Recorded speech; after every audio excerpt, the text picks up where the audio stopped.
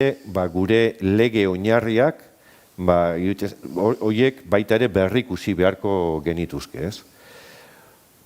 Euskararen legeak zera batzuk zituen, printzipio batzuk zituen, bereziki hizkuntza askatasunetan oinarritzen den lege bat da, baldintzak aldatu behar dira. Gaur egun daukagun hizkuntza sistemarekin euskara jakitea ez da erabilgarria Madrilen. Orain hori konpontzen ari da, eta baina euskara jakitea, Euskal Autonomia Erkidegoan Nafarroan ez da nahitaezkoa.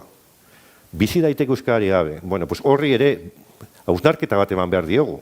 Eta nolabait aurrera bideak jarri behar ditugu horri begira. Euskara jakitea erabate erabilgarri izan dadin, gure gainean dauden instituzioak Europakoetan, Madrilkoetan, egon ditezken guztietan, eta Euskal Herrian bizitzeko euskara jakitea ere nahitaezko izan behar du.